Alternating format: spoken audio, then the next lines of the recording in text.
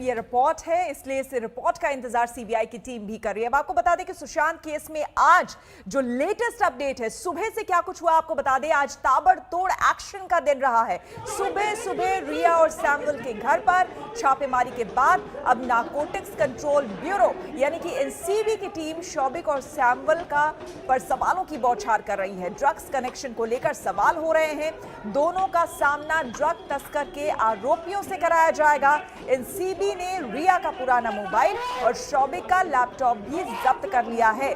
आपको बता दें कि अब ये जो पूरा ड्रग एंगल है उसका खुलासा एक तरह से आमने सामने बिठाकर शौविक, सैमुअल और जो ड्रग तस्कर हैं, चाहे वो बासित हो या फिर जैद हो, इन सबको आमने सामने बिठाकर एनसीबी की टीम पूछताछ करेगी, जिसमें बहुत संभव और भी कई अहम खुलासे हो सकते हैं।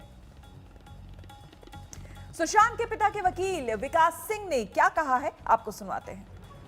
देखिए, ये जो साइकेट्रिस्ट जो आजकल टीवी चैनल में आके बोल रहे हैं, ये बहुत गलत है, क्योंकि एक तरह का एक क्लाइंट का कॉन्फिडेंशियलिटी होता है और मेरे हिसाब से ये इन्वेस्टिगेशन पे हस्तक्षेप कर रहा है। जो सीबीआई अपनी इन्वेस्टिगेशन करेगी और इन साइकेट्रिस्ट का अगर कुछ निकलता है कि इन्होंने प्रिस्क्रिप्शन सही तरीके से लिखा कि नहीं लिखा, क्या बीमारी कर रहे थे नहीं कर रहे थे और किस किस को मालूम था इस बीमारी के बारे में, ये सारी बातें इन्वेस्टिगेशन की हैं। इनमें मेरा अभी इस समय इस स्टेज पे कमेंट करना ठीक नहीं। देखिए, इलनेस की जो बात है वो अगर मान लीजिए कोई स्ट्रे इंसिडेंट कभी किसी को होता है तो उसका इलनेस नहीं कहलाएगा। 2019 तक उसको कोई ट्रबल नहीं था। उसकी जो भी ट्रबल स्टार्ट हुई 2019 के बाद स्टार्ट हुई, रिया उनके आने के जिंदगी के बाद स्टार्ट हुई, जो मैंने प्रेस कॉन्फ्रेंस में पहले भी आपको सबको कहा है। इसलिए जब से रिया उनके जिंदगी में आई तब से घबराहट उनको होती थी, जिसको एंग्जाइटी समझ के परिवार उनको जब भी कुछ मदद कर सकता था करता था।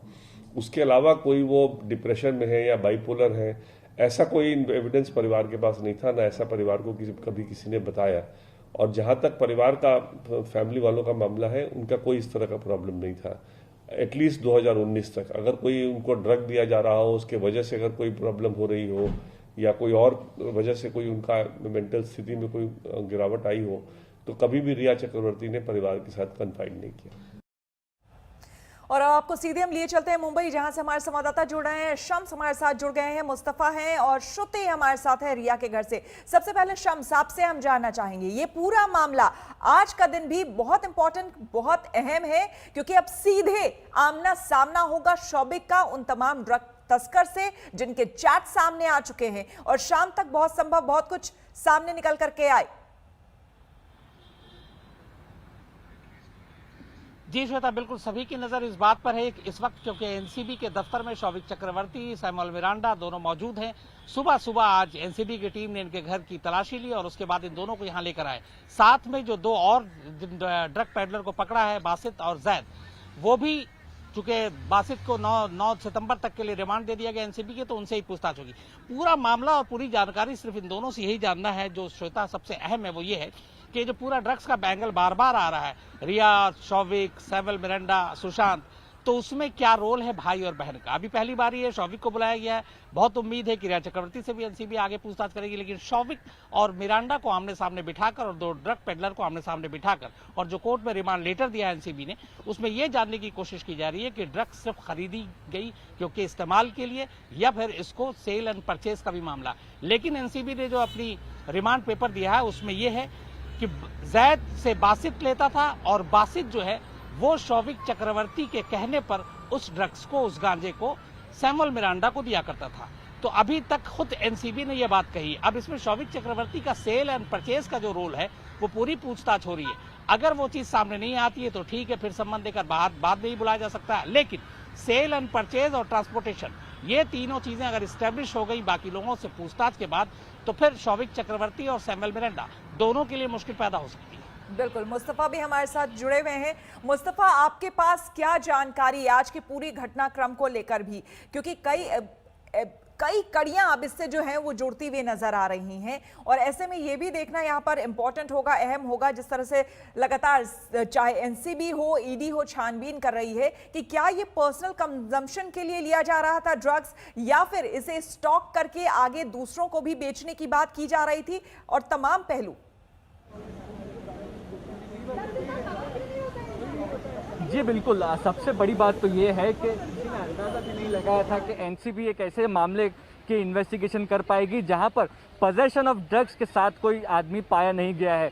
वहां से कड़ियां जोड़ना एनसीबी ने शुरू किया जब केस उन्होंने दर्ज किया था। उसके बाद उन्होंने 2 ड्रग पेडलर्स की गिरफ्तारी की। उसमें से एक शख्स के पास ड्रग्स नहीं मिले बल्कि कुछ कैश मिला और कई अलग अलग विदेशों की करेंसी उसके पास से बरामद हुई, जिसके बाद उसने ये कन्फेशन दिया कि जो पूरी पूंजी है ये ड्रग्स बेचने से सामने आई है। उसके बाद उसने 2 नाम लिए, एक था सैमुअल मिरांडा का और दूसरा नाम शौविक चक्रवर्ती का, जिस नाम के बाद एनसीबी ने पूरी तरह से इस मामले में फिर से एक जांच शुरू की है, जिसमें अब यह भी माना जा रहा है कि और भी बड़े नाम जो है बॉलीवुड के वो सामने आ सकते हैं। इसमें दूसरी अहम बात यह है कि एनडीपीएस एक्ट के तहत सेक्शन 64 है, जिसमें अगर आर्म स्टेटमेंट भी किसी शख्स से दर्ज करती है एनसीबी तो ये चीज़ कोर्ट में मान्य है, यानी कि कोर्ट में as a confession, as a evidence इस चीज़ को प्रूव किया जा सकता है और पेश किया जा सकता है, जिसके बाद इन लोगों को अरेस्ट किया जा सकता है, इनकी पुलिस कस्टडी मांगी जा सकती है। तो ये सारी जो चीज़ें हैं ये आज के दिन में तय करना है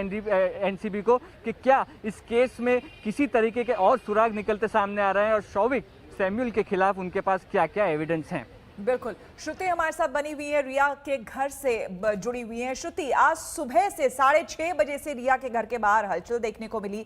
इस वक्त वहां पर क्या किसी तरह की हलचल है घर में? जाहिर सी बात है कि रिया को आने वाले दिनों में, आज तो नहीं लेकिन आने वाले दिनों में और भी कई सवालात हैं, चाहे वो एनसीबी हो, ईडी हो, सीबीआई हो, ये तमाम इन्वेस्टिगेटिव एजेंसीज, इनके सवालों का सामना करना पड़ सकता है।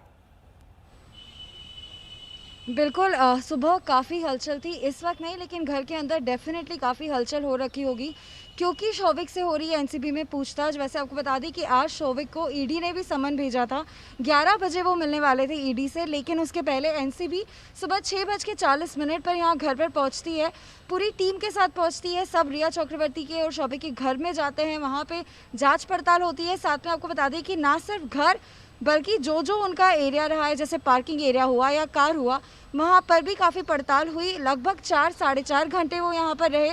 उसके बाद शौविक को अपने साथ लेकर गए और अब शौविक चक्रवर्ती से पूछताछ चल रही है। कई सारे सवाल होने वाले हैं, कई सारी बातें उठने वाली है क्योंकि शौविक और सैमुअल का नाम आया है उन सारी चैट्स के बीच में जो कि ड्रग पेडलर्स से हुई है। और अब सवाल यही है कि आखिर ये ड्रग्स क्या सिर्फ कंजप्शन के लिए लिया जाता था या फिर इस ड्रग्स को लेकर कंज्यूम किया जाने के साथ साथ दूसरों को भी पहुंचाया जाता था। और कई सारे बॉलीवुड एंगल्स भी इसमें खुलने वाले हैं, कई सारे सवालों के जवाब आज शौविक से मांगेगी एनसीबी। बिल्कुल, शम्स हमारे साथ लगातार बने हैं। शम्स, लगातार आप पूरे खबर पर आप नजर बनाए हुए हैं, ये बताइए कि ड्रग्स का एंगल हम देख रहे हैं, शौविक को बुलाया गया है, सैमुअल को बुलाया गया है और आज तमाम वो पूछताछ होगी, लेकिन इन सब के बीच एक बहुत इंपॉर्टेंट कड़ी जो कि सभी जानना चाहते हैं कि अब इन सबको एस्टैब्लिश करना कि सुशांत की मौत से कोई इनका कनेक्शन है या नहीं, वो भी काफी इंपॉर्टेंट होगा और उसके लिए इंतजार करना होगा।